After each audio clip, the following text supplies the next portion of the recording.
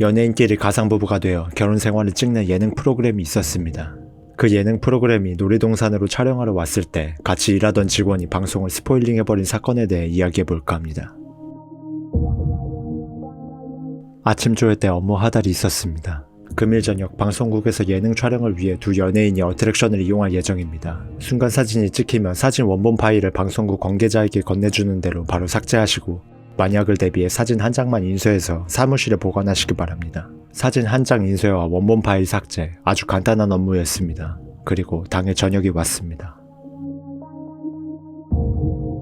두 연예인이 어트랙션에서 촬영을 마치고 저는 하달받은 업무대로 잘 처리했습니다. 원본 파일을 건네주고 난 후 삭제했고 인쇄한 사진은 사무실 서랍에 보관해두었습니다. 별다른 일 없이 잘 마무리되나 싶었으나 사건은 마감이 끝난 저녁 11시쯤에 발생했습니다. 두 연예인이 촬영된 순간 사진을 누군가가 페이스북에 올린 것입니다. 그리고 다음날 아침 난리가 났습니다.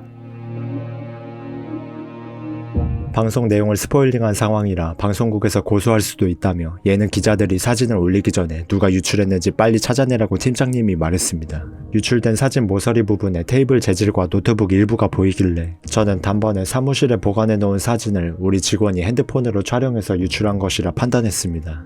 하지만 그날 출근했던 직원은 10명 정도였고 누가 촬영했는지 단서가 될 만한 것이 없었기에 저는 압박감을 주어 자백을 유도하기로 했습니다.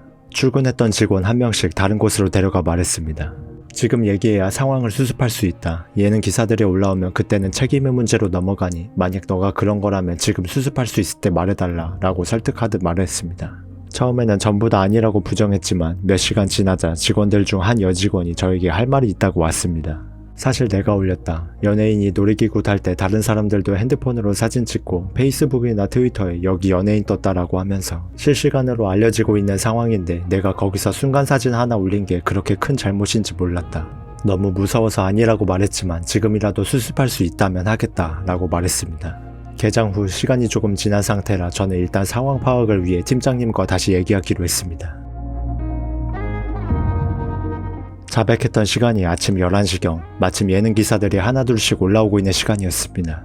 지금이라도 수습은 가능하지만 이미 기사가 2개쯤 올라온 시점이라 어디까지 가능할지 모르겠다고 팀장님이 말했습니다. 유포자가 누군지 얘기하지 않은 상태로 저는 다시 그 여직원에게 갔습니다.